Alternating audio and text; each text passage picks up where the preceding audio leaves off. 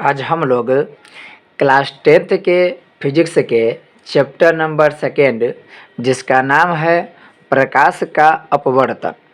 प्रकाश का अपवर्तन, इस चैप्टर के हम लोग आज वस्तुनिष्ठ प्रश्न को देखने वाले हैं।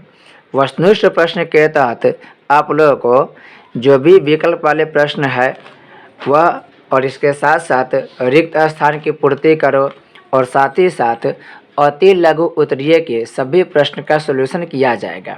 अन्य वीडियो में लघु उत्तरीय और दीर्घ उत्तरीय प्रश्नों का सॉल्यूशन किया जाएगा। तो चलिए शुरू करते इस वीडियो को। पहला प्रश्न है, जब प्रकाश की एक किरण एक माध्यम से दूसरे माध्यम में जाती है तो अपने पूर्व पथ से विचलित हो जाती है, इसे कहते हैं। इसे प्रकाश का अपवर्तन कहते हैं। प्रकाश का अपवर्तन। प्रकाश के अपवर्तन का मतलब होता है प्रकाश का अपने पथ पे मुड़ जाना, जबकि प्रकाश के परावर्तन का मतलब होता है प्रकाश का सतह से टकराकर लौट जाना। जैसे एक आप पढ़े होइएगा इससे पहले के चैप्टर में दर्पण के बारे में। जैसे मान लेते हैं एक समतल दर्पण है, तो समतल दर्पण में जब कोई प्रकाश आती है, प्रकाश की किरण, तो वह दर्पण पे पड़ने के बाद टकराकर लौट जाती है। लेकिन अपवर्तन में ऐसा नहीं होता है। मान लेते हैं यहाँ पर कोई कांच का बर्तन रखा हुआ है जिसमें पानी है, तो इसमें प्रकाश की किरण आएगी, लेकिन आने के बाद ये लौट के नहीं जाएगी, बल्कि अपने रास्ता से क्या होगी, थोड़ा सा भटक जाएगी, थोड़ा सा क्या हो गया, विचलित हो जाएगी।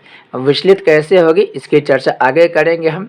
तो ये प्रकाश क्या हुआ, लौट के वापस नहीं गई, बल्कि आगे की तरफ बढ़ने के बाद अपना जो निश्चित दिशा था, यानी निश्चित दिशा ये इस प्रकार का था, उसको जाना चाहिए था इस दिशा में, लेकिन अपने पथ से क्या हो गई, थोड़ी सी भटक गई, और इसी घटना को हम लोग प्रकाश का अपवर्तन कहते हैं।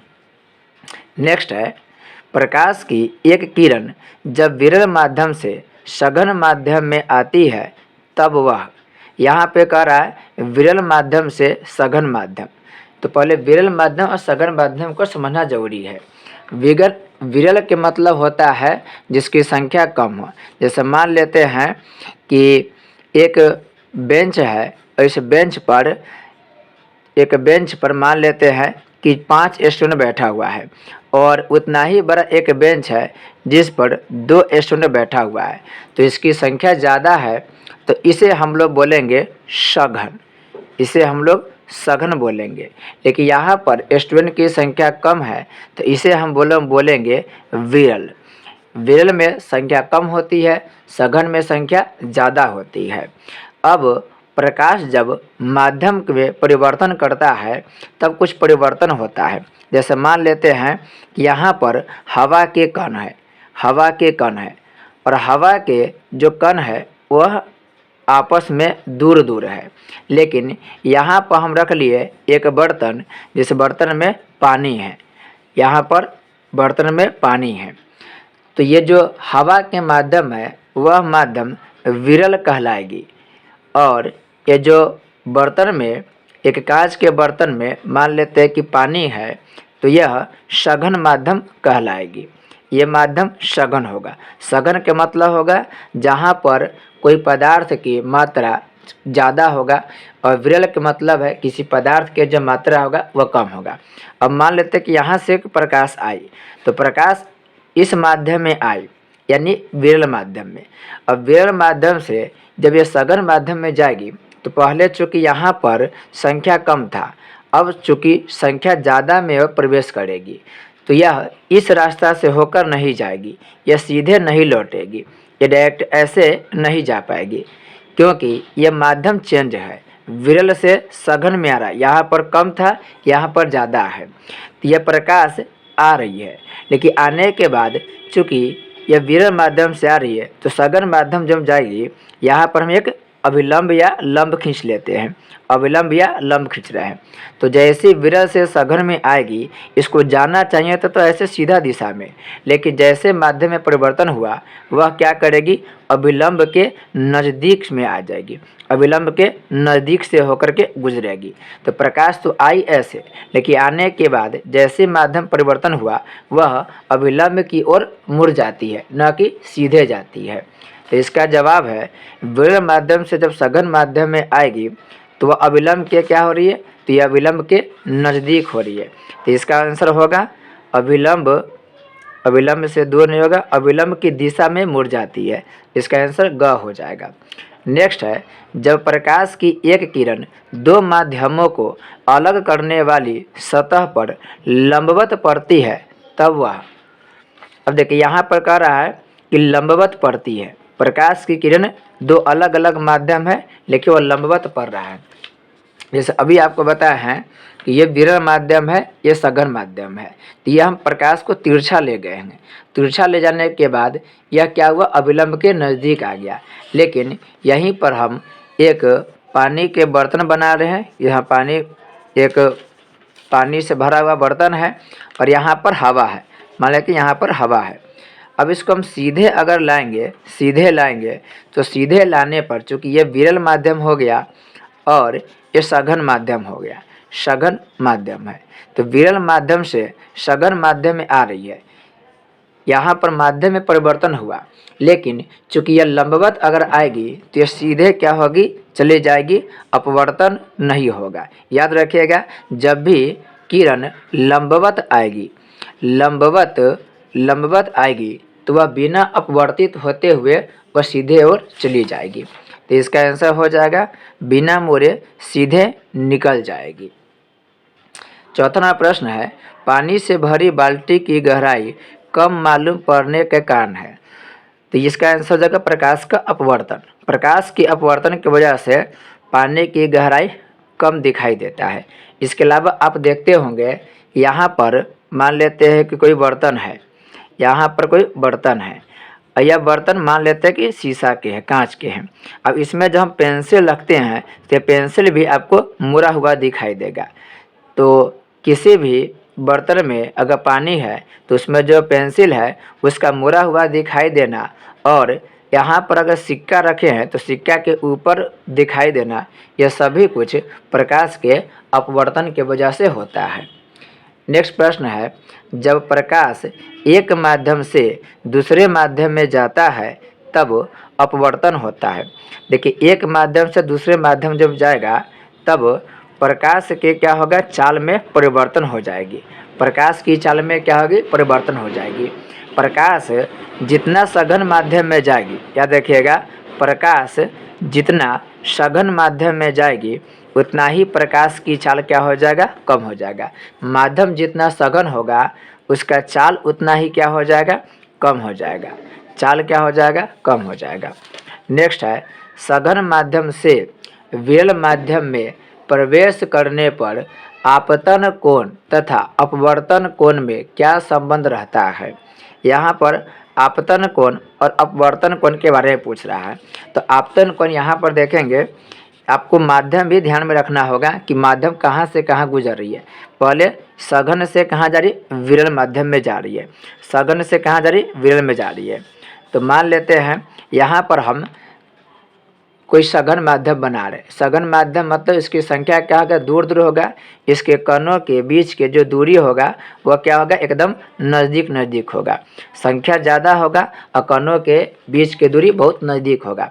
अब विरल के मतलब है इसके कणों के बीच की दूरी क्या होगा, अलग अलग होगा। तो यहाँ पर देख सकते हैं कणों के बीच की दूरी दूर दूर है और इसकी संख्या भी कम है। ये सघन माध्यम हो गया, ये विरल माध्यम हो गया।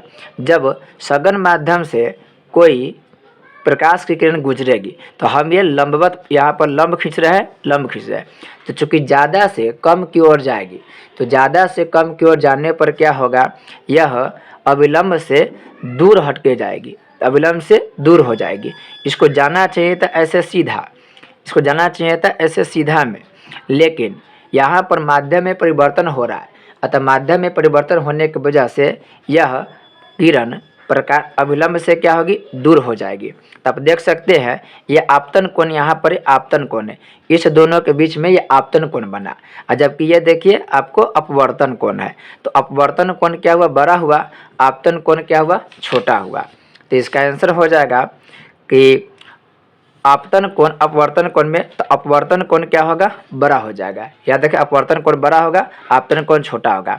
आप एक बात याद रखिएगा कि जब भी एक ट्रिक समझिए या कॉन्सेप्ट समझिए, जब भी सघन से विरल के तरफ कोई भी प्रकाश की किरण जाएगी और विरल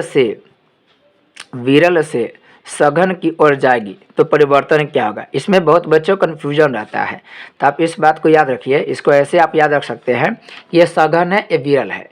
सघन का मतलब होता है घना, जिसकी संख्या ज़्यादा हो, और विरल का मतलब होता है जो कम हो, संख्या में कम हो। तो देखिए मान लेते हैं कि आप एक बेंच पर 2 स्टूडेंट बैठे हुए हैं, ठीक। अब 2 स्टूडेंट बैठे हुए हैं और यहाँ पर और भी स्थान बचा हुआ है। चूँकि इसकी संख्या मान लेते हैं कि 5, इसकी संख्या इस बेंच पर 5 स्टूडेंट बैठने की क्षमता है और 2 बैठे हुए, यानी एक ऐसा माध्यम हो गया, विरल माध्यम हो गया। लेकिन अगर फिर 3 स्टूडेंट और आ जाएगा तो 3 स्टूडेंट की वजह से यहाँ पर जब 3 स्टूडेंट फिल होगा, 3 स्टूडेंट यहाँ पर आके बैठेगा, तो आप देख सकते हैं स्टूडेंट के बीच की दूरी क्या हो गया, कम हो गया। पहले स्टूडेंट के बीच की दूरी क्या था, अधिक था, दोनों दूर दूर बैठे हुए थे। लेकिन जब ज़्यादा संख्या हुआ तब ये सब क्या हो गया, नज़दीक हो गया। तो जब भी ज़्यादा से यानी कि भीड़ भाड़ वाले जगह से हम कम भीड़ भाड़ वाले जगह में जाते हैं तो हम लोग खुला हो जाते हैं, हम लोग बहुत ही समझिए कि फ्री होकर के घूमते हैं। और जब हम कम भीड़ भाड़ वाले जगह से अधिक भीड़ भाड़ वाले जगह में जाते हैं तो हम लोग बहुत ही सिकुड़ कर चलते हैं, यानी लोगों के बीच की दूरी क्या होती है, कम हो जाती है। तो ध्यान रखिए। अब यहाँ पर जैसे अभी एग्जाम्पल दिए हैं, ये एक बेंच है और यहाँ एक बेंच है, ठीक। अब यहाँ पर हम बताएं कि एक स्टूडेंट है, एक यहाँ पर स्टूडेंट है, 2 स्टूडेंट है। लेकिन जैसे ही और भी स्टूडेंट आएगा, और भी स्टूडेंट इसमें आएगा, तो अभी ये विरल माध्यम है, लेकिन और स्टूडेंट जैसे ही आएगा तो ये जब बैठेगा तो इन दोनों के बीच की दूरी क्या होगा, कम हो जाएगा। नहीं तो स्टूडेंट के बीच की दूरी क्या हो जाएगा, कम हो जाएगा। तो सब नज़दीक में आ गया। और जैसे यह खाली होगा, जैसे यहाँ से कुछ स्टूडेंट बाहर जाएगा तो स्टूडेंट के बीच की दूरी क्या हो जाएगा, नज़दीक होगा। दोनों अच्छा तरीक़ा से अलग अलग जगह पर बैठेगा, दोनों नज़दीक न होकर दूर दूर बैठेगा। तो आप याद रख सकते हैं कि मान लेते हैं यहाँ पर कोई सघन माध्यम है, यहाँ पर मान लेते हैं कि कोई माध्यम सघन है, इस सघन माध्यम है, और यहाँ पर विरल माध्यम है।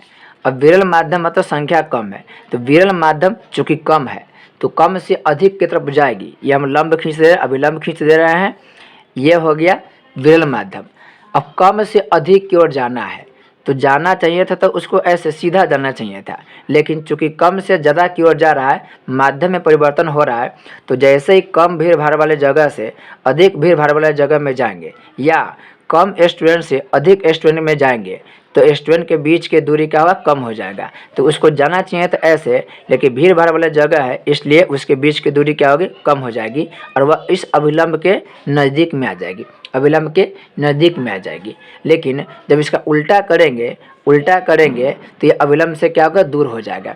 यानी सघन से विरल में जब भेजेंगे तो अभिलंब से क्या होगा, दूर हो जाएगा। जैसे इसी में समझ सकते हैं, ये हो गया कौन माध्यम, यह हो गया सघन माध्यम, इसको मान लेते हैं हम सघन माध्यम, ये सघन माध्यम हो गया। और ये हो गया विरल माध्यम, ये विरल माध्यम हो गया, ये सघन माध्यम है। अब हम सघन माध्यम से ला रहे हैं, सघन माध्यम से लाए तो उसको जाना चाहिए था ऐसे सीधा, लेकिन चूँकि यहाँ पर माध्यम में परिवर्तन हो गया है तो यहाँ पर हम अभिलंब खींच रहे हैं, तो जाना चाहिए था तो उसको सीधा, लेकिन चूँकि माध्यम में परिवर्तन है और अधिक यानी कि यहाँ पर सघन माध्यम है, यहाँ पे विरल माध्यम है, तो ज़्यादा से कम की ओर आएगा तो ये अभिलंब से क्या होगा, दूर चल जाएगा। ज़्यादा से कम आएगा तो लोग के बीच की दूरी क्या होगा, ज़्यादा हो जाएगा, उसके बीच की दूरी बढ़ जाएगा। तो याद रखिएगा, जब सघन माध्यम से विरल में जाएंगे तो ज़्यादा भीड़ भाड़ वाले जगह से कम भीड़ भाड़ वाले जगह में जाएंगे तो वो अविलंब से क्या होगा, दूर हो जाएगा। अब विरल से सघन में जाएंगे तो वह अविलंब के नज़दीक आ जाएगा। इसे बड़ा अच्छा से समझिएगा, यहाँ पे बहुत ही कन्फ्यूजन आता है स्टूडेंट को। आप इस तरीक़े से समझ सकते हैं, आसानी से आप लोग का जवाब मिल जाएगा। अगला प्रश्न की ओर देखते हैं। नेक्स्ट है, जब प्रकाश की किरण हवा से कांच के प्रिज्म की अपवर्तक सतह से होकर प्रवेश करती हुई दूसरे अपवर्तक सतह से होकर बाहर निकलती है तो वह मुड़ जाती है। तो देखिए, जब भी प्रकाश की किरण प्रिज्म से होकर गुजरेगी वो अपवर्तित होगी और अपवर्तन होने के बाद वो प्रिज्म के आधार की ओर मुड़ जाएगी। जैसे मान लेते हैं कि यह एक प्रिज्म है, ये मान लेते हैं कि यह एक प्रिज्म है। प्रिज्म के आधार हम नीचे बनाए हुए, आप चाहें तो ऊपर भी बना सकते हैं। अब यहाँ से प्रकाश आएगी तो यह अपवर्तित होकर के नीचे आ जाएगी, यहाँ से आएगी तो यह अपवर्तित होकर नीचे आ जाएगी। तो हमेशा प्रिज्म में प्रकाश की किरण आधार की तरफ क्या होती है, चली जाती है। अगर हम प्रिज्म को चाहें तो इसे उल्टा भी बना सकते हैं और इसको जब गुजारेंगे तो नीचे की तरफ जाएगी, इसको ऐसे करेंगे तो नीचे की ओर जाएगी, यानी हमेशा आधार की तरफ किरण क्या होगी, चली जाएगी।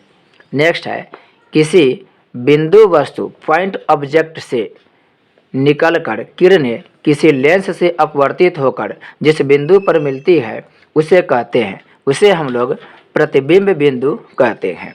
नेक्स्ट है, निम्नलिखित में किसका उपयोग लेंस बनाने के लिए नहीं किया जा सकता। अब देखिए, ये बड़ा पेचीदा ऑप्शन दिया हुआ है, प्लास्टिक है, लकड़ी है, मिट्टी है, कांच है, लेकिन इसका आंसर होगा मिट्टी। मिट्टी का प्रयोग लेंस बनाने के लिए नहीं किया था। प्लास्टिक का प्रयोग कर सकते हैं, जैसे कि आप देखिएगा अपने आसपास, तो जो भी थैली वगैरह की यूज करते हैं वो थैली देखिए पारदर्शी होता है। आप उस थैली में कुछ भी सामान लेके आते हैं तो साफ साफ दिखाई देता है कि इसमें सब्जी है कि क्या, दिखाई देता है। जो लकड़ी होता है, आप लकड़ी को ऐसे नहीं समझे कि मोटा लकड़ी, जैसे कि ये मान लीजिए इसमें एक लकड़ी है तो ऐसे समझे कि बहुत मोटा लकड़ी और उससे लेंस बनेगा। लकड़ी के सेंस है कि मान के चले कि ये जो पेंसिल देख रहे हैं इसी का कोई पतला सा जो छाल है, एकदम ऊपर वाला जो हिस्सा है, अगर उसको हम क्या करें, छीले, तो ऊपर वाला हिस्सा छीले तो उससे होकर प्रकाश की किरण जा सकती है। जैसे आप लोग देखते हैं कि सिमर वगैरह के जो लकड़ी होता है उसको जब छीलते हैं तो छीलने के बाद वो बड़ा पतला सा निकलता है, तो पतला कागज़ से निकलता है, तो कागज़ के समान जो लकड़ी निकलता है उससे होकर प्रकाश की किरण जा सकती है। लेकिन मिट्टी पूरी तरह से क्या होता है, अपारदर्शी होता है, इसलिए इसका प्रयोग लेंस बनाने के रूप में नहीं कर सकते हैं। इसका आंसर हो जाएगा मिट्टी। नेक्स्ट है, निम्नलिखित में से कौन किसी वस्तु का वास्तविक प्रतिबिंब बना सकता है। और वस्तु के वास्तविक प्रतिबिंब की जब भी बात होगा तो वह उत्तल लेंस होगा। उत्तल लेंस वास्तविक प्रतिबिंब बनाएगा, जबकि आपसे दर्पण पूछेगा तो अवतल दर्पण वास्तविक प्रतिबिंब बनाता है। अवतल दर्पण और उत्तल लेंस याद रखिएगा, अवतल दर्पण और उत्तल लेंस बराबर काम करता है, और इसी का उल्टा कर दीजिएगा तो यहाँ पर उत्तल दर्पण और अवतल लेंस दोनों एक जैसा ही काम करता है। नेक्स्ट है, प्रकाश एक माध्यम से जिसका अपवर्तनांक n1 है दूसरे माध्यम में जिसका अपवर्तनांक n2 है जाता है, यदि आपतन का कोण I तथा अपवर्तन का कोण R हो तो साइन I बटा साइन R बराबर होता है। आप इसका आंसर हो जाएगा n2/n1 के। इसको रिवर्स कर दिया जाता है, जो n1 होता है जैसे प्रकाश की किरण, इसको बताया जाएगा डिटेल से आपको। जैसे ये प्रकाश की किरण आई, यह विलंब है तो अपवर्तन हो गई, अपवर्तित हो गई, यह क्या होगा, अविलंब के दूर जाएगी या विलंब के नज़दीक आएगी, तो इसे बोलते n1, इसे बोलते n2। ऐसे को रिवर्स कर देते हैं और रिवर्स करने के बाद ये रिजल्ट प्राप्त होता है। मुख्य वीडियो में डिटेल से इसके बारे में, अपवर्तन के बारे में समझाया जाएगा आपको। अब के लिए इतना याद रखिए n2/n1 के। नेक्स्ट है, किसी द्रव में रखे हुए कांच के आयताकार स्लेब पट से होकर किरणों के पथ नीचे चित्र 2.40 में दिखाए गए हैं। कांच का अपवर्तनांक 1.5 है, तो द्रव का अपवर्तनांक होगा। यहाँ पर आपको देखने वाला बात है कि कह रहा है कि कांच का अपवर्तनांक क्या है, 1.5 है। अब यहाँ पर देखिए इस चित्र को ध्यान से देखेंगे। यहाँ पर एक कांच के आयताकार स्लेब है, यहाँ पर कोई द्रव भरा हुआ है, द्रव के नाम नहीं लिखा है, कोई द्रव भरा है, और ये जो देख रही है जो बॉक्स है ये कांच है, ग्लास है। अब यहाँ से देखिए, यहाँ से जो प्रकाश की किरण गुजर रही है, कहाँ से? द्रव से। तो द्रव से जो प्रकाश की किरण गुजर रही है वह कांच में जाने के बाद भी देखिए मुड़ नहीं रही है, कांच में जाने के बाद ही मुड़ नहीं रही है। यहाँ से भी प्रकाश की किरण जा रही है, द्रव से जा रही है, तो द्रव से जाने के बाद कांच में गई, लेकिन यह थोड़ा भी विचलित नहीं हुई। अब विचलित नहीं हुई, इसके पीछे एक ही मेन वजह है, क्योंकि कांच का अपवर्तनांक क्या 1.5 है। तो अगर जब माध्यम में परिवर्तन होता है, ध्यान रखेंगे, माध्यम में अगर परिवर्तन होगा तभी प्रकाश की किरण मुड़ेगी, लेकिन अगर माध्यम में परिवर्तन नहीं होगा तो प्रकाश की किरण मुड़ेगी नहीं, वो सीधे क्या होगी? चली जाएगी। तो यहाँ पर देखिए द्रव है और यहाँ पर कांच है, तो देखिए अलग अलग पदार्थ है, कोई पदार्थ हो सकता है यहाँ पर, यह कांच अलग पदार्थ है। लेकिन अगर दोनों के अपवर्तनांक बराबर रहेगा, जैसे मान लेते हैं यहाँ पर कोई वस्तु है और यहाँ पर कोई वस्तु है, दोनों अलग अलग वस्तु है, लेकिन दोनों के अपवर्तनांक अगर एक ही रहेगा तो वह लौटे, प्रकाश के मुड़ेगी नहीं बल्कि सीधे चले आएगी। मान लेते हैं कि इसका अपवर्तनांक 2 है और इस वस्तु का अपवर्तनांक भी 2 है, तो जो भी किरण आएगी, तो चूंकि माध्यम में परिवर्तन नहीं हो रहा है, क्योंकि अपवर्तनांक तो बराबर ही है, तो ये आएगी और बिना विचलित हुए प्रकाश की किरण उसी पथ से चली जाएगी, गुजर जाएगी। तो इसका आंसर होगा कि जो द्रव है, ये जो द्रव है वो द्रव के अपवर्तनांक भी कितना होगा? कांच के अपवर्तनांक के बराबर होगा, यानी 1.5 अपवर्तनांक होगा। इसलिए अपवर्तनांक बराबर होने की वजह से यह विचलित नहीं हुई बल्कि सीधे ही उसी दिशा में चली गई। नेक्स्ट है 13 नंबर प्रश्न, कह रहा है कि उत्तल लेंस कैसा होता है? तो उत्तल लेंस बड़ा सिंपल क्वेश्चन, यह उत्तल लेंस है। उत्तल लेंस को देखिएगा तो बीच में यह मोटा है और किनारे पर क्या है? पतला है। तो कह रहा है किनारे की अपेक्षा बीच में मोटा होता है, यह सही है। क्या बीच में मोटा होता है, किनारे में इस पतला होता है। जबकि अवतल लेंस को देखिएगा तो अवतल लेंस क्या होगा? किनारे पर यह ज़्यादा चौड़ा है, मोटा है, और बीच में क्या? पतला है। तो दे रहा है इसमें बीच की अपेक्षा किनारे पर मोटा है, तो किनारे पर मोटा कौन लेंस होता है? अवतल लेंस होता है। नेक्स्ट है, किसी उत्तल लेंस के सापेक्ष कोई वस्तु बिंब किस स्थिति पर रखी जाए कि उसका वास्तविक, उल्टा तथा बराबर यानी समान आकार का प्रतिबिंब प्राप्त किया जा सके। यहाँ पर कह रहा है कि उत्तल लेंस के सापेक्ष में किसी वस्तु को रखिए जिसका प्रतिबिंब वास्तविक बने, और चूंकि वास्तविक प्रतिबिंब जब भी बनेगा तो वह उल्टा होगा, लेकिन यह बोला कि बराबर बने। तो बराबर तभी बनेगा जब वो फोकस दूरी के दुगुनी दूरी पर रखा जाए। जैसे उत्तल लेंस कह रहा है, तो ये मान लेते हैं कि उत्तल लेंस है, इस उत्तल लेंस के यहाँ पर सेंटर हो गया, यहाँ पर F हो गया, यहाँ पर F1, यहाँ पर F2, आपको इसमें से समझाते रहे। यहाँ पर हो गया उत्तल लेंस, यहाँ पर हो गया F1, यहाँ पर हो गया F2, यहाँ पर F1 में 2F1 और यहाँ पर 2F2। तो जब यहाँ पर रखेंगे तो यहाँ पर रखने के बाद क्या हो जाएगा? वस्तु के जो प्रतिबिंब बनेगा वह क्या बनेगा? बराबर बनेगा। 2F2 यानी कि F1 के दुगुनी दूरी पर रखेंगे। यहाँ पर दिया है आंसर कि फोकस दूरी के दुगुनी दूरी पर, फोकस दूरी के दुगुनी दूरी पर जब वस्तु को रखेंगे तो उसका प्रतिबिंब क्या होगा? बराबर बनेगा। नेक्स्ट है उत्तल लेंस में जब वस्तु बिंब फोकस एवं लेंस के बीच रखी जाती है तब प्रतिबिंब बनता है। देखिए ये उत्तल लेंस है और उत्तल लेंस में कह रहा है कि वस्तु का रखना फोकस और लेंस के बीच, ये लेंस हो गया और ये फोकस हो गया। तो जब भी हम लोग लेंस और फोकस के बीच रखेंगे तो प्रतिबिंब हमेशा काल्पनिक बनेगा और काल्पनिक प्रतिबिंब हमेशा सीधा बनता है, यानी इधर बनेगा तो काल्पनिक बनेगा और सीधा बनेगा, जबकि इसके इधर से रखेंगे तब वास्तविक प्रतिबिंब बनता है और वह उल्टा बनेगा। इसका आंसर हो जाएगा काल्पनिक और सीधा। नेक्स्ट है, एक उत्तल लेंस से 30 सेंटीमीटर की दूरी पर एक वस्तु रखी गई है, लेंस से उतने ही दूरी पर वास्तविक प्रतिबिंब बनता है, लेंस की फोकस दूरी है। अब यहाँ पर 30 सेंटीमीटर कह रहा है कि दूरी पर रखा गया है और पूछ रहा है फोकस दूरी। तो जब भी आपसे फोकस दूरी पूछे तो आप उसके आधा कर दीजिएगा, तो इसका आधा हो जाएगा 15 सेंटीमीटर। आप पढ़े होंगे F बराबर R/2, यानी जो फोकस दूरी होता है वो R के क्या होता है, आधा होता है। ये दर्पण पर भी काम करता है, लेंस पर भी काम करता है, तो जस्ट इसका आधा कर दीजिएगा 15 सेंटीमीटर। नेक्स्ट है, एक अवतल लेंस की फोकस दूरी 20 सेंटीमीटर है, इसकी क्षमता होगी। अब क्षमता को हम लोग दर्शाते हैं एक सूत्र द्वारा, P बराबर 1/F, 1/F। अब ये मीटर में होता है और यहाँ पर करा कि 20 सेंटीमीटर, ये सेंटीमीटर में दिया है। तो जब भी सेंटीमीटर में दे तो जैसे P बराबर 1/F हो गया, तो यहाँ पर हम सेंटीमीटर में रखेंगे तो P बराबर, अगर हम यहाँ पर 100 को एक को अगर सेंटीमीटर बदलेंगे तो हो जाएगा 100 सेंटीमीटर, और इसके नीचे हो गया 20। जब इसको काटेंगे तो हो जाएगा 5। अब ये 5 आपको देखना है कि 5 प्लस में होगा या माइनस में होगा। ये देखिए 5 यहाँ पर अवतल लेंस कह रहा है, तो अवतल लेंस के जब भी बात आएगा तो अवतल लेंस हमेशा ऋणात्मक क्षमता वाला होता है, तो इसका आंसर हो जाएगा -5 डाईऑप्टर। डाईऑप्टर जो है वह लेंस के क्षमता के ऐसा मात्रक डाईऑप्टर होता है।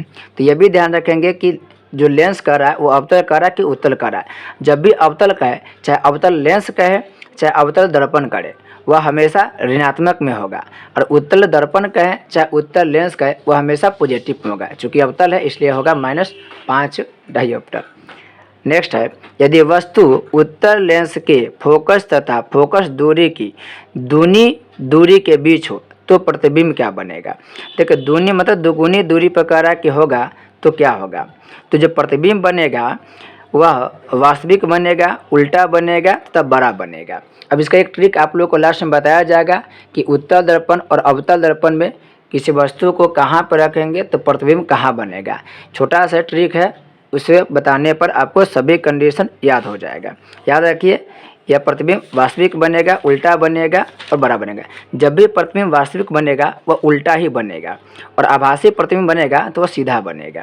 नेक्स्ट है, जब एक उत्तल लेंस से 20 सेंटीमीटर की दूरी पर वस्तु को रखा जाता है तो उस वस्तु का एक काल्पनिक कोई बोलते आभासी प्रतिबिंब बनता है। लेंस की फोकस दूरी होनी चाहिए। अब यहाँ पर उत्तल लेंस की बात कर रहा है और वस्तु की दूरी है 20 सेंटीमीटर, तो कह रहा है कि 20 सेंटीमीटर की दूरी पर वस्तु को रखा जाता है और काल्पनिक प्रतिबिंब बनता है। तो काल्पनिक प्रतिबिंब बनेगा, इसका मतलब है लेंस की फोकस दूरी 20 सेंटीमीटर से क्या होनी चाहिए, अधिक होनी चाहिए। 20 सेंटीमीटर से अधिक होगा तब वह यह जो काल्पनिक है यानी कि आभासी प्रतिबिंब है वह बनता है। नेक्स्ट है, एक लेंस की क्षमता +5D है, D मतलब डायोप्टर है, यह होगा। जब भी प्लस के बात आए तो प्लस हमेशा उत्तल दर्पण में होता है और उत्तल लेंस में होता है, तो यहाँ पर अवतल लेंस वाला तो होगा नहीं, उत्तल लेंस होगा। अब उत्तल लेंस में देखिए यहाँ पर आपको ज्ञात करना होगा, निकालना पड़ेगा। तो यहाँ पर दे रहा है 20 सेंटीमीटर फोकस दूरी उत्तल लेंस, और यहाँ पर आपको दे रहा है 5 मीटर फोकस दूरी का उत्तल लेंस।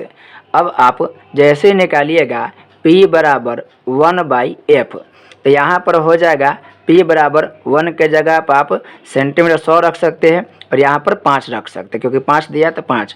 जब इसे काटेंगे तो निकलेगा 20, तो इसका आंसर हो जाएगा 20 सेंटीमीटर फोकस दूरी के उत्तल लेंस। उत्तल लेंस इसलिए होगा क्योंकि उत्तल लेंस की क्षमता धनात्मक होती है।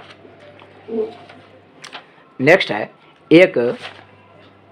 एक गोलीय दर्पण और एक पतले लेंस में से प्रत्येक की फोकस दूरी +25 सेंटीमीटर है, तब यहाँ पर कह रहा है +25 सेंटीमीटर है, तब क्या होगा। तो जब भी प्लस में रहेगा इसका मतलब अवतल नहीं होगा, तो अवतल नहीं होगा, अवतल यहाँ पर नहीं होगा, यह हो जाएगा दोनों ही उत्तल है।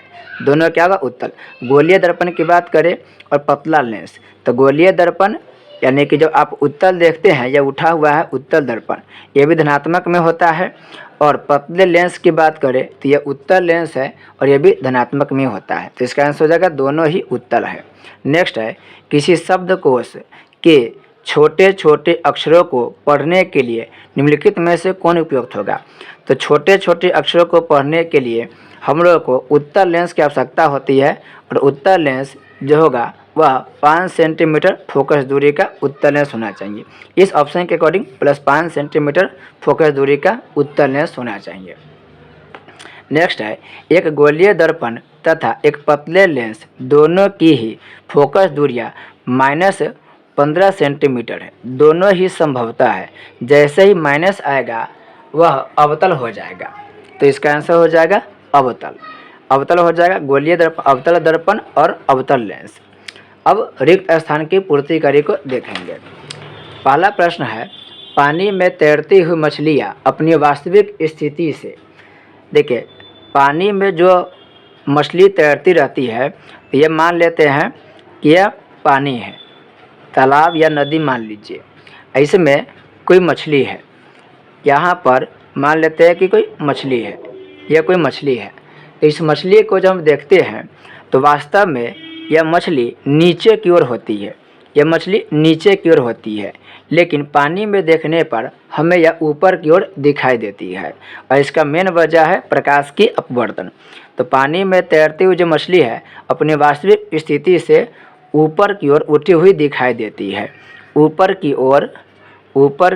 ओर उठी हुई दिखाई देती है। नेक्स्ट है, डैश में प्रकाश की चाल सबसे अधिक होती है। तो निर्वात में आप लिख सकते हैं, निर्वात में यानी वैक्यूम में या शून्य में, निर्वात कहिए या शून्य कहिए, में प्रकाश की चाल सबसे अधिक होती है। नेक्स्ट है, जब प्रकाश की किरण कांच से वायु में जाती है तो वह डैश से दूर हो जाती है। देखिए कांच यानी कि सघन माध्यम है और वायु विरल माध्यम है, तो सघन माध्यम से विरल में आएगा। तो देखिए ज़्यादा से कम की ओर आएगी, तो भीड़ भाड़ वाले जगह से कम की तरफ आएगी तो वह क्या होगा, फैल जाएगी, दूर चल जाएगी। तो मतलब अभिलंब से क्या होगी, दूर हट जाएगी। अभिलंब से क्या होगी, अभिलंब से दूर चले जाएगी, अभिलंब से दूर चल जाएगी। अगर आपको बनाना हो तब ऐसे बना सकते हैं, करेक्ट कांच मान लेते हैं कि ये कांच है, ये कांच है, और कांच से क्या कह रहा है, वायु की ओर, यह वायु है, मान लेते हैं कि ये वायु है। अब यहाँ से प्रकाश की किरण आएगी, ये अभिलंब है, तो चूँकि सघन से आ रही है विरल की तरफ, तो जाना चाहिए था तो उसको इधर, लेकिन चूँकि माध्यम में परिवर्तन है और यहाँ पे विरल माध्यम है, तो अभिलंब से क्या होगी, दूर चल जाएगी। भीड़ भाड़ वाले जगह से कम भीड़ भाड़ वाले जगह में आएगी तो वह क्या होगी, दूर दूर होकर के चलेगा। नेक्स्ट है, जब प्रकाश की किरण सघन माध्यम से विरल माध्यम में जाती है तब अपवर्तन कोण आपतन कोण से, ध्यान रखिएगा यहाँ पर अपवर्तन कोण पूछ रहा है, आपतन कोण से डैश होती है। तो देखिए सघन माध्यम से विरल माध्यम में भेज रहे हैं। अभी देखिए सघन माध्यम है और ये विरल माध्यम है, तो सघन माध्यम से जब विरल माध्यम भेजे तो यह हो गया यह हो गया आपतन कोण और यह होगा अपवर्तन कोण। तो आप देख सकते हैं इस कोण और इस कोण में दोनों में बड़ा कोण है, यह अपवर्तन कोण है। तो यहाँ पर कौन होगा, अपवर्तन कोण आपतन कोण से क्या हो जाएगा, बड़ा हो जाएगा। अब देख सकते हैं यहाँ पर ये आपतन कोण हो गया, इसके बीच के कोण देखिए, और ये जब दूर हट जाएगी तो इसके बीच के कोण, यह कोण क्या होगा, बड़ा होगा, यानी अपवर्तन कोण आपतन कोण से क्या होगा, बड़ा होगा। नेक्स्ट है, जब आपतन कोण 0 डिग्री है तो अपवर्तन कोण ये भी क्या होगी, 0 डिग्री हो जाएगी।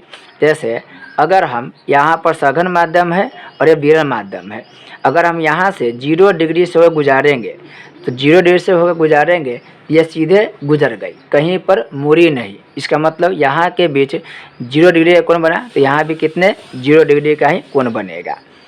दर्पण के साथ भी यही होता है। नेक्स्ट है, एक लेंस के दोनों सतहों के वक्रता केंद्र को मिलाने वाली रेखा को क्या कहते हैं। तो इसको प्रधान अक्ष बोलते हैं या मुख्य अक्ष बोलते हैं। एक लेंस के दोनों सतहों के, एक लेंस के जो दोनों सतह है, जैसे मान लीजिए कि यह कोई उत्तल लेंस, मान लीजिए कोई भी लेंस है और यह लेंस के यहाँ पर से यहाँ तक, ठीक है ना, एफ मान लेते हैं कि एफ ही मान लेते हैं, करा कि एक लेंस के दोनों सतहों से वक्रता केंद्र, यहाँ पर हम केंद्र ही ले लेते हैं, अभी यहाँ पर एफ न ले, केंद्र ही ले लेते हैं, यहाँ पर केंद्र है, तो यहाँ से यहाँ तक जो रेखा मिली है उसे हम लोग क्या बोलेंगे, तो उसे हम लोग बोलेंगे प्रधान अक्ष या मुख्य अक्ष बोल देंगे। मुख्य अक्ष या प्रधान अक्ष, मुख्य अक्ष। दर्पण के साथ भी यही कंडीशन होता है। नेक्स्ट है उत्तर लेंस को डैश लेंस भी कहा जाता है। तो जो उत्तर लेंस होता है उस उत्तर लेंस को अभिसारी लेंस कहते हैं। ये उत्तर लेंस है और उत्तर लेंस से जब प्रकाश आती है तो मुड़ के जाती है, ये आधार की तरफ मुड़ेगी, फिर ये सीधे चली जाती है और इधर से जब प्रकाश आएगी तो ये क्या होगी, नीचे की ओर मुड़ेगी, आधार की ओर मुड़ेगी। तो आप देख रहे हैं कि उत्तर लेंस क्या करे, सभी प्रकाश को एक बिंदु पर समेट रही है। जब अलग अलग स्रोत से आई हुई प्रकाश एक बिंदु पर आकर मिलती है तो उसे हम लोग बोलते हैं अभिसारी। तो इसका आंसर हो जाएगा उत्तर लेंस को अभिसारी लेंस भी कहते हैं। अभिसारी का मतलब है सभी अलग अलग बिंदु स्रोत से प्रकाश की किरण को एक स्थान पर एकत्रित करना। नेक्स्ट है पतले लेंस का डैश उसके मुख्य अक्ष पर वह बिंदु है जिससे होकर जाने वाली किरण लेंस से अपवर्तन के बाद बिना विचलन के निकल जाती है। तो कह रहा है कि किसी पतले लेंस का डैश उसके मुख्य अक्ष पर वह बिंदु है जिससे होकर जाने वाली किरण लेंस से अपवर्तन के बाद बिना विचलन के निकल जाती है। इसका आंसर हो जाएगा प्रकाश केंद्र से होकर क्या होगी, निकल जाएगी। नेक्स्ट है एफ फोकस दूरी के उत्तर लेंस द्वारा यदि किसी वस्तु का वास्तविक उल्टा अथवा वस्तु के बराबर आकार का प्रतिबिंब बने तो वह वस्तु उत्तर लेंस से डैश दूरी पर रखी हुई है। देखिए जब भी आपको कहेगा कि वस्तु के प्रतिबिंब बराबर बनेगा, तो बराबर प्रतिबिंब क्या बनेगा, जब भी लेंस की बात करें तो लेंस के अगर लेंस पर कोई वस्तु के बराबर प्रतिबिंब तब बनेगा जब वह 2f पर रखा जाए, 2f की दूरी पर रखा जाए। और दर्पण की बात करें तो दर्पण में जब वक्रता केंद्र पर यानी कि वक्रता केंद्र पर रखेंगे तब वस्तु के वक्रता केंद्र पर रखेंगे तब वस्तु के जो प्रतिबिंब बनेगा वह बराबर बनेगा। नेक्स्ट है एक उत्तर लेंस के फोकस पर रखा प्रदीप्त विद्युत बल्ब कैसा किरण पुंज देगा। तो यह समांतर किरण पुंज देगा, समांतर किरण पुंज। ये फोकस से गुजारेंगे, जैसे यहाँ पर उत्तर लेंस का रहा है, ये मार्क से उत्तर लेंस है, तो उत्तर लेंस से क्या होगा कि जब हम यहाँ पर मान लें एफ है तो इसके बीच से गुजारेंगे तो क्या होगा, आगे जा कर के या सीधे की तरफ मुड़ेगा या ऐसे जाके सीधे की तरफ मुड़ेगा, यानी इसके क्या होगा, समांतर गुजरेगा। ये प्रधान अक्ष के क्या हो जाएगी, समांतर हो जाएगी। अब फिर से देख सकते हैं यह उत्तर लेंस है, या उत्तर लेंस के यहाँ पर हम मान लेंगे एफ है, तो एफ से जब गुजारेंगे तो यहाँ जाने के बाद क्या होगा, ये सीधे की तरफ मुड़ेगा, सीधे की तरफ चला जाएगा और इसके समांतर हो जाएगी, तो यह हो जाएगा समांतर किरण पुंज देगा। अगला है डैश लेंस समांतर किरण पुंज को अपने फोकस पर अभिसरित करता है। अभिसरित करता है उत्तर लेंस क्या करता है, अभिसरित करता है। जैसे यह हो गया उत्तर लेंस। अब यह उत्तर लेंस क्या है, यहाँ से इसके प्रधान अक्ष है, इस प्रधान अक्ष के समांतर में कोई किरण गुजरती है तो एफ पर आके मिलती है, समांतर आई और यह एफ पर मिलेगी, तो एफ पर मिल रही है यानी एक जगह पर ये इकट्ठा हो रही है, तो एक जगह इकट्ठा हो रही है समांतर किरण, इसका मतलब यह जो लेंस है वह उत्तर लेंस होगा। जबकि अवतल लेंस क्या करती है, चारों तरफ बिखेर देती है।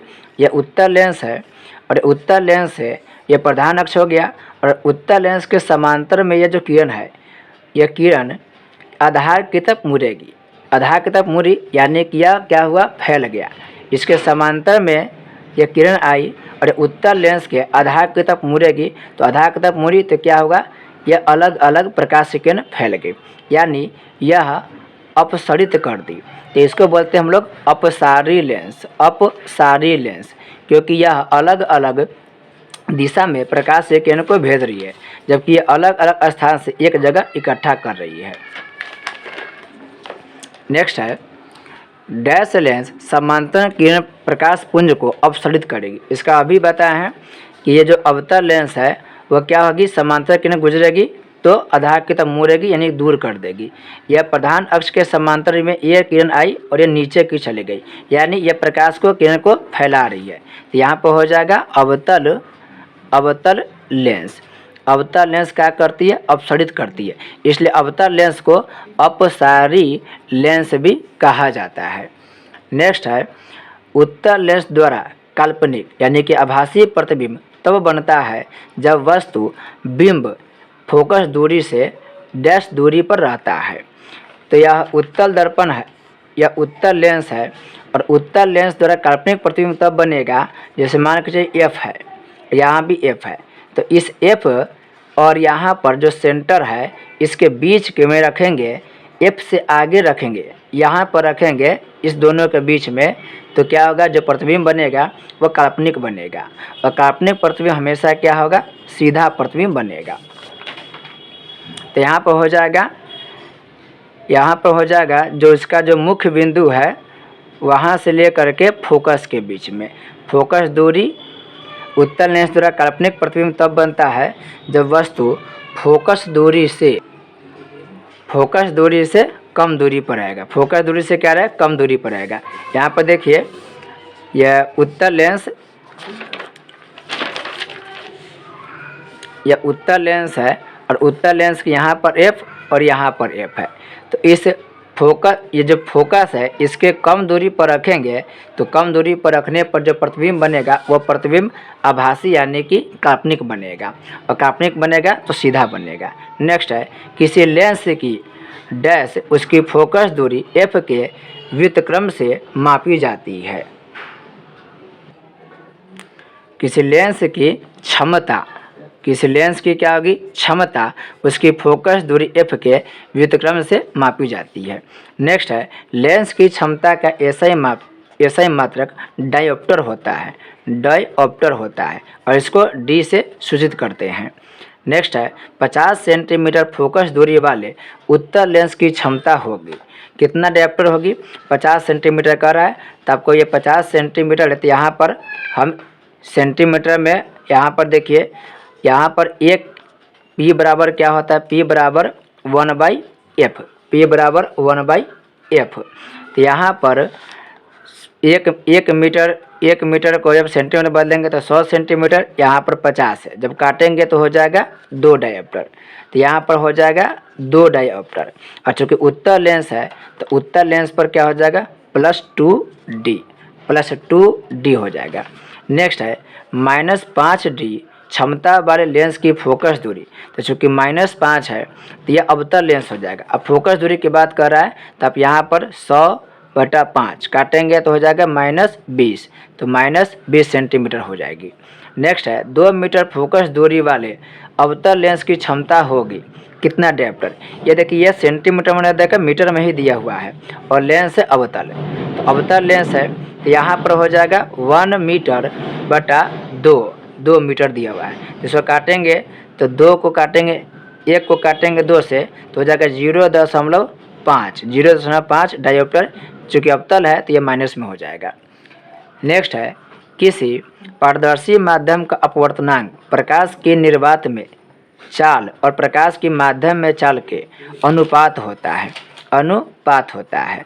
देखिए अपवर्तनांक जो होता है वह अपवर्तनांक का सूत्र होता है निर्वात में प्रकाश की चाल बटा किसी भी माध्यम कोई भी हो तो उस माध्यम में प्रकाश की चाल याद रखेंगे। निर्वात में प्रकाश की चाल जितना होगा उससे हम भाग दे देंगे, जिस माध्यम से गुजारेंगे उस माध्यम में प्रकाश की चाल से, दोनों के क्या करेंगे, जो रेशियो नहीं होगा उसी रेशियो को हम लोग अपवर्तनांक कहेंगे। अब हम लोग अति लघु उत्तरीय प्रश्न को देखने वाले हैं। पहला प्रश्न कह रहा है, जब प्रकाश एक माध्यम से दूसरे माध्यम में प्रवेश करता है तब प्रकाश की दिशा में परिवर्तन को क्या कहते हैं, इसको हम अपवर्तन कहते हैं, प्रकाश का अपवर्तन कहते हैं। नेक्स्ट है, जब प्रकाश से किरण विरल माध्यम जैसे हवा से सघन माध्यम जैसे कांच में जाती है तब वो अविलंब की ओर मुड़ती है या अविलंब से दूर होती है। तो याद रखिए कहाँ से कहाँ की जा रही है, तो कम से दूर की ओर जाएगी, तो कम से ज़्यादा की ओर जा रही है, तो ज़्यादा जाएगी तो अविलंब के क्या होगी, नज़दीक में हो जाएगी। कम से ज़्यादा में जाएगी तो अविलंब से क्या होगी, नज़दीक होगी, तो अविलंब की क्या होगा, ओर मुड़ जाएगी, अविलंब की ओर मुड़ेगी, याद रखिए अविलंब की ओर या मुड़ जाएगी। नेक्स्ट है, जब प्रकाश की एक किरण माध्यम 1 से माध्यम 2 में जाती है तब वो अविलंब से दूर मुड़ जाती है। दोनों में से कौन माध्यम प्रकाशीय रूप से अधिक सघन है? माध्यम 1 से माध्यम 2 में जा रही है और वो अविलंब से क्या हो रही है, दूर मुड़ रही है। तो अविलंब से दूर तब मुड़ेगी जब वह विरल से सघन में जाएगी, विरल से सघन में जाएगी। तो सघन में जाने पर के बाद ही वो विरल से अविलंब से दूर कर रहा है, तो अविलंब से दूर तब होगा जब सघन से विरल में आएगी। तो सघन कौन होगा, माध्यम 1 होगा, माध्यम 1 सघन होगा और माध्यम 2 विरल होगा।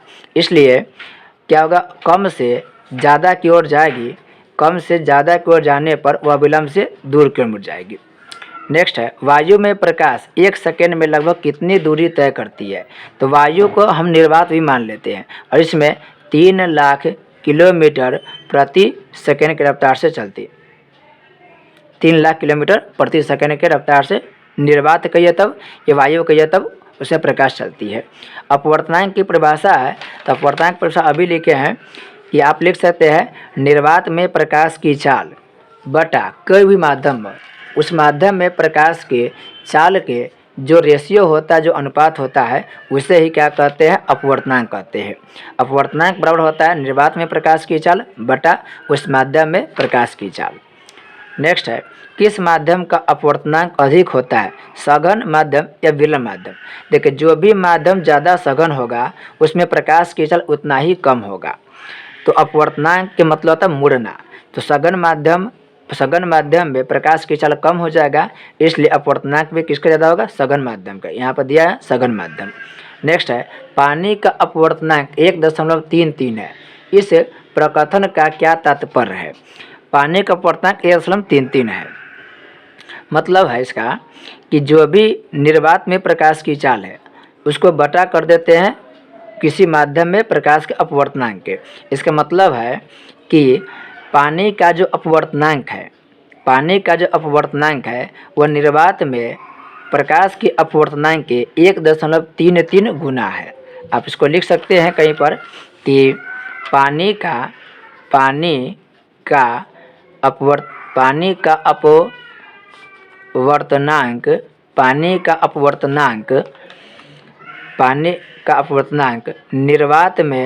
निर्वात में पानी के अपवर्तनांक से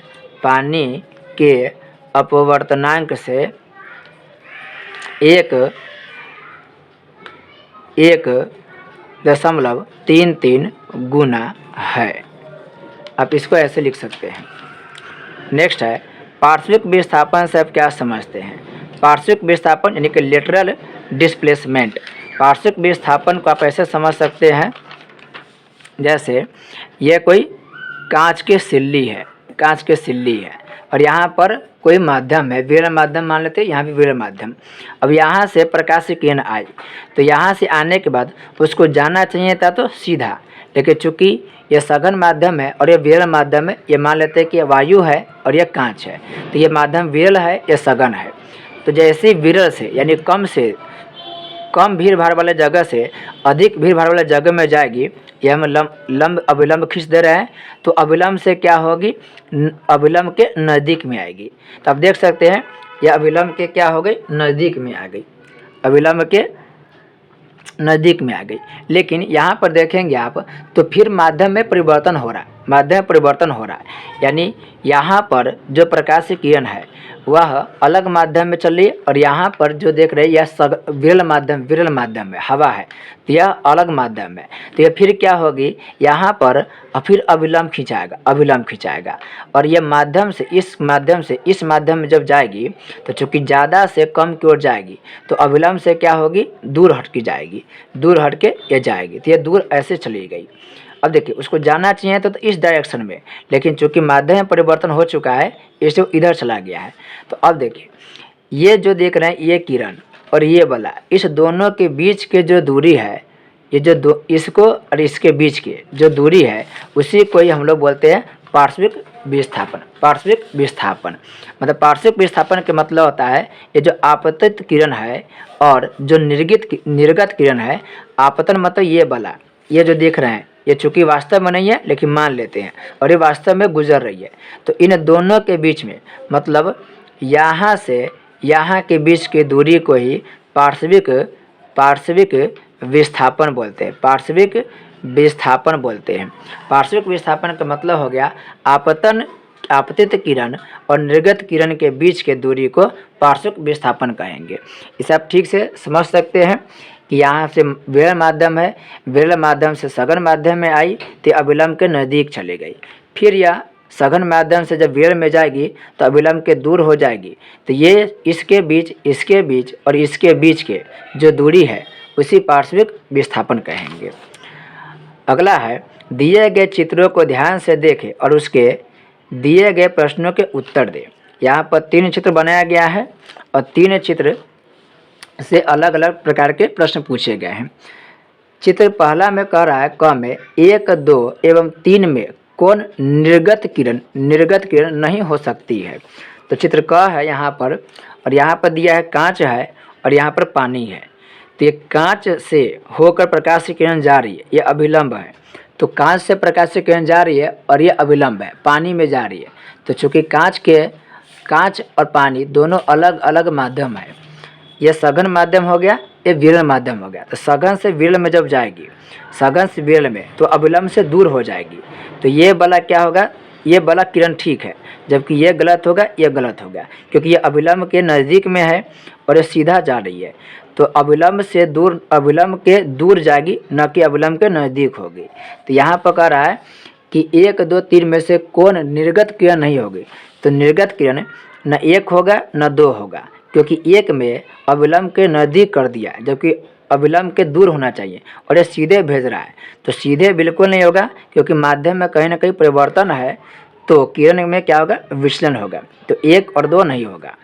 दूसरा चित्र में पूछ रहा है ख में कि आई का मान कितना होगा। आई का मान यहाँ पर इस चित्र में देख सकते हैं, यहाँ पर कांच है और यहाँ पर 60 डिग्री का कोण है, और यहाँ पर आई का मान बताना है। तो देखिए जितना इसका मान होगा उतना ही इसका मान होगा। तो चूँकि 60 है इसलिए इसका भी क्या होगा, आई का मान यहाँ पर भी क्या होगा, 60 डिग्री होगा। क्योंकि यहाँ पर जैसे ही गुजरी इस माध्यम से इस माध्यम में, यह अभिलंब से देखिए यहाँ से हट गई, मतलब नज़दीक आ गई, फिर यहाँ पर माध्यम चेंज हुआ तो अभिलंब से दूर हो गई। तो जितना इसके बीच कोण बनेगा उतना ही इसके बीच कोण बनेगा, इसलिए यहाँ पर 60 डिग्री का मान होगा। अब तीसरा चित्र में पूछ रहा है कि सिल्ली, चित्र ग में सिल्ली से होकर गुजरने वाली किरण पथ दर्शाए। तो यहाँ पर ये जो चित्र है, यहाँ पर कांच है और यह हवा है, और ये सीधे एक किरण आ रही है। सीधे का मतलब है ये जो किरण है वह लंबवत आ रही है। तो लंबवत आएगी तो सीधे गुजर जाएगी, बिना विचलन के ये क्या होगी, ये गुजर जाएगी। तो यह इसका आंसर होगा कि ये जो कांच की सिल्ली से किरण आ रही है वो बिना विचलन हुए ही यह क्या होगी, आगे की ओर गुजर जाएगी।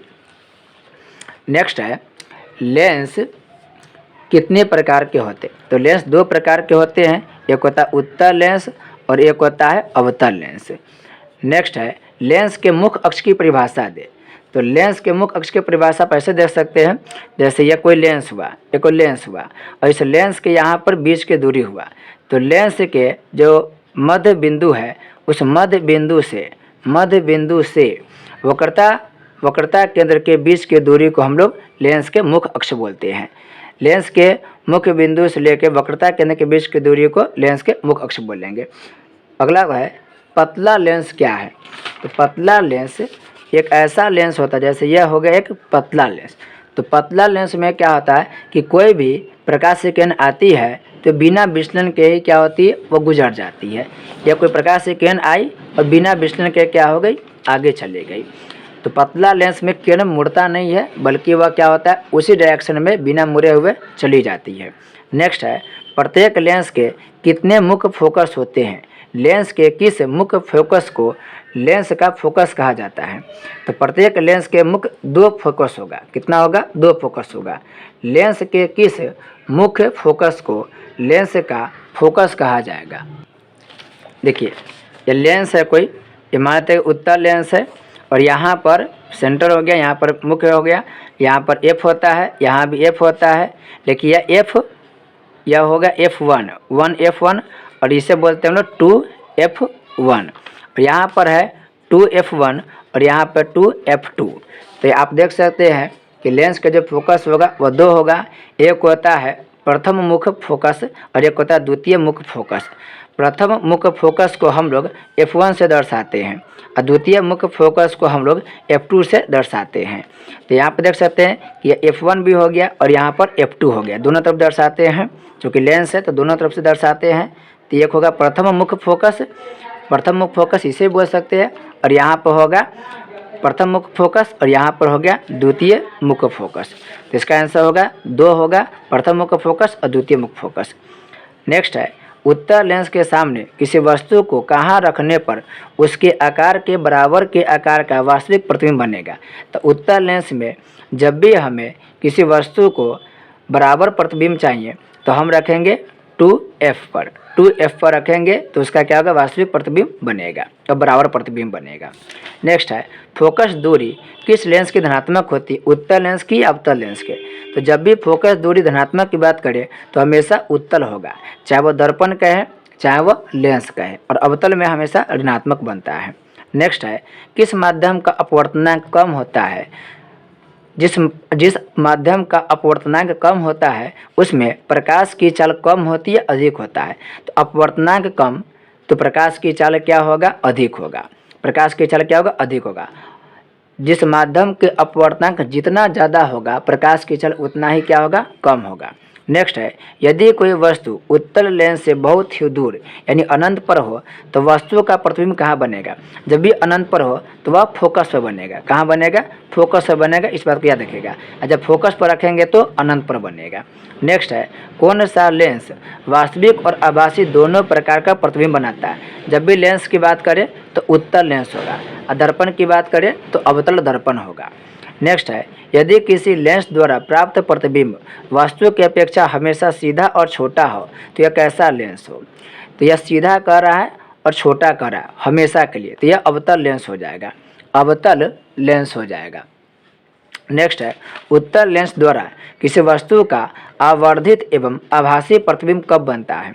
तो अब उत्तल लेंस में कह रहा है कि आवर्धित यानी कि बड़ा और आभासी, तो ये तब होगा जब F से नज़दीक में रखेंगे, F और लेंस के बीच में रखेंगे, यानी ये उत्तल दर्पण हो गया, उत्तल दर्पण के ये F हो गया, तो F और लेंस के बीच में कहीं पर भी रखेंगे तो जो प्रतिबिंब बनेगा वो आवर्धित यानी कि वस्तु से बड़ा बनेगा और यह काल्पनिक प्रतिबिंब बनेगा, याद रखिएगा।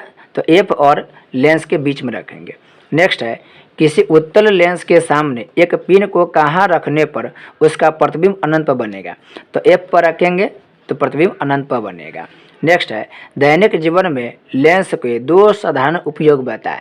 तो दैनिक जीवन में हम लोग जो दूरबीन देखते हैं उस दूरबीन में भी लेंस का प्रयोग होता है, हम लोग जो आँखों के चश्मा पहनते हैं उसमें भी लेंस का प्रयोग होता है, सूक्ष्मदर्शी में भी लेंस का प्रयोग होता है। तो बहुत जगह पर लेंस का प्रयोग दो लिखना है तब लिख सकते हैं, सूक्ष्मदर्शी में होता है, दूरबीन में होता है, आँखों में जो चश्मा पहनते हैं उसमें भी लेंस का प्रयोग होता है। नेक्स्ट है, सिनेमा हॉल के पर्दे पर दिखने वाले चित्र वास्तविक है या आभासी। तो सिनेमा हॉल में जो पर्दा पर चित्र देखता है वह वास्तविक होता है, क्योंकि पर्दा पर प्राप्त कर रहे हैं इसलिए वह वास्तविक होगा। यहाँ पर दिया भी है संकेत कि वास्तविक होगा, पर्दे पर वास्तविक प्रतिबिंब को ही पाया जाता है, आभासी प्रतिबिंब को पर्दे पर प्राप्त नहीं कर सकते हैं। नेक्स्ट है, यदि कोई वस्तु किसी उत्तल लेंस के बाईं ओर उतनी दूनी फोकस पर रखी हो तो उसका प्रतिबिंब कहाँ बनेगा। इसका संकेत यहाँ पर दिया कि यदि कोई वस्तु किसी उत्तल लेंस के बाईं ओर उसकी दूनी फोकस दूरी पर रखी हो तो उसका प्रतिबिंब कहाँ बनेगा। अब यहाँ पर देखिए इस प्रश्न का इसका क्या होगा, प्रतिबिंब जो होगा वह बनेगा 2F2 पर। आप इसको इस प्रश्न का ऐसे देख सकते हैं इस पर कि यह उत्तल लेंस हो गया, यह उत्तल लेंस हो गया। उत्तल लेंस में कह रहा है कि बाएं ओर उसकी दूनी फोकस दूरी पर रखने पर, तो फोकस दूरी पर रखने पर क्या होगा, ये जो प्रतिबिंब बनेगा जैसे यहाँ पर 2f1 है और यहाँ पर 2f2 है। यहाँ पर ठीक से देखेंगे 2f1 है 2f2 है, तो यह 2f2 पर बनेगा, f2 पर क्या बनेगा, प्रतिबिंब बनेगा। दूनी दूरी पर रखेंगे फोकस के तो क्या होगा, उसका प्रतिबिंब 2f2 पर क्या होगा, बनेगा। नेक्स्ट है, एक पतले लेंस की फोकस दूरी f बराबर -10 सेंटीमीटर है। यह उत्तल लेंस है अवतल, जब भी माइनस में आए तो यह क्या होगा, अवतल लेंस होगा। जब भी माइनस में आएगा तो यह अवतल लेंस होगा। नेक्स्ट है, लेंस के किसी वस्तु की दूरी u, प्रतिबिंब की दूरी f और लेंस की फोकस दूरी f के बीच क्या अंतर है। तो आपको ये दर्पण लेंस का एक सूत्र याद रखना होगा, 1/f बराबर 1/f बराबर 1/v माइनस 1/u। लेंस में हमेशा माइनस होता है और दर्पण में हमेशा प्लस होता है, याद रखिएगा। 1/f बराबर 1/v माइनस 1/u। नेक्स्ट है, किसी लेंस से किसी वस्तु की दूरी u, प्रतिबिंब की दूरी v और लेंस के द्वारा प्राप्त आवर्धन m में क्या संबंध है।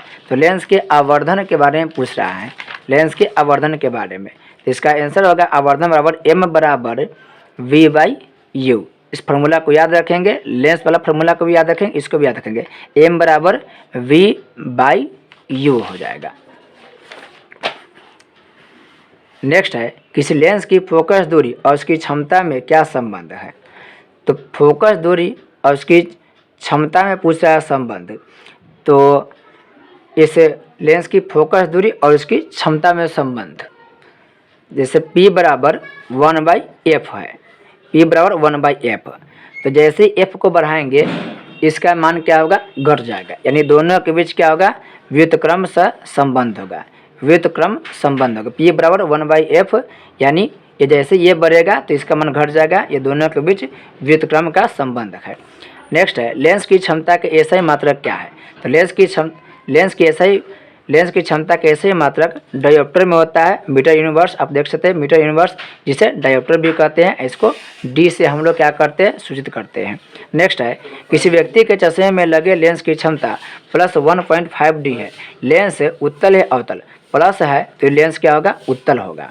नेक्स्ट है, किसी उत्तल लेंस का आधा भाग काले कागज से ढक दिया गया है, क्या यह लेंस किसी वस्तु का पूरा प्रतिबिंब बना सकेगा। उत्तर है हाँ, प्रतिबिंब बनाए, क्योंकि मान लेते हैं कि उत्तल लेंस है और उत्तल लेंस के यहाँ पर मुख्य फोकस है। अब मान लेते हैं कि इसे प्रधान अक्ष के समांतर में गुजारेंगे तो एफ पे गुजरेगी। तो अगर यहाँ पर अगर हम मान लेते हैं कि काला कपड़ा से ढक दिए तो भी कोई फर्क नहीं पड़ेगा, क्योंकि समांतर से गुजरने पर एफ पर यह बनती है, एफ पर बन रही है, तो इसका तो कोई प्रयोग हुआ ही नहीं। तो इसको हटा देने से भी कोई फर्क नहीं पड़ने वाला होगा। लेंस के पूरा प्रतिबिंब, जो वस्तु है उस वस्तु का पूरा प्रतिबिंब बनेगा। तो इसका आंसर होगा हाँ, प्रतिबिंब पूरा बनेगा। नेक्स्ट है, किस लेंस की क्षमता 1 डायोप्टर है, इसे परिभाषित करें। संकेत में दिया है 1 डायोप्टर उस लेंस की क्षमता है जिसकी फोकस दूरी 1 मीटर हो, 1D बराबर 1m मीटर क्यूब। याद रखेंगे, लेंस की क्षमता मापते हैं डायोप्टर में। नेक्स्ट है, 2 मीटर फोकस दूरी वाले एक अवतल लेंस की क्षमता कितनी होगी। तो आपको निकालना है P बराबर 1/f, आपको 2 मीटर है यहाँ पर, तो 1/2, तो 1/2 जैसे काटेंगे इसका आंसर हो जाएगा 0.5D। चूँकि अवतल है इसलिए माइनस में होगा। अंतिम प्रश्न है, लेंस प्रतिबिंब कैसे बनाते हैं। तो लेंस प्रतिबिंब कैसे बनाएगा, तो लेंस प्रकाश के अपवर्तन द्वारा प्रतिबिंब बनाते हैं। अपवर्तन का मतलब होता है प्रकाश के किरण का मुड़ना। तो इस तरह से आज हम लोग ऑब्जेक्टिव में फिलिंग द ब्लैंक्स, अति लघु उत्तरीय और जो भी 4 विकल्प वाले प्रश्न हैं उन सबको खत्म किए हैं। आने वाले वीडियो में लघु उत्तरीय और दीर्घ उत्तरीय का भी जवाब दिया जाएगा। यह वीडियो 1 घंटा से ऊपर के बन चुका है, चूँकि वीडियो लंबा बन जाता है, लेकिन इसके बाद जो भी वीडियो बनाया जाएगा वह वीडियो आपको शॉर्टकट बनाया जाएगा। 10 से 20 मिनट के बीच वाले वीडियो बनाया जाएगा, जिसमें आपको ज़्यादातर ट्रिक के माध्यम से सॉल्यूशन किया जाएगा। तो आपका काम क्या, जो भी इस वीडियो में कुछ अन्य बातें बताई गई है उन सबको एक अलग कॉपी में नोट करते जाए, और जहाँ पर भी किसी एक प्रश्न पर ज़्यादा चर्चा किया गया, जैसे इस प्रश्न पर ज़्यादा लंबा चर्चा किया गया है तो जिस भी प्रश्न पर ज़्यादा लंबा चर्चा किया गया है उसे अवश्य ही नोट करके रखेंगे, क्योंकि वह प्रश्न परीक्षा के दृष्टिकोण से सबसे अधिक महत्वपूर्ण है। तो मिलते हैं एक नई वीडियो के साथ, तब तक के लिए बहुत बहुत धन्यवाद।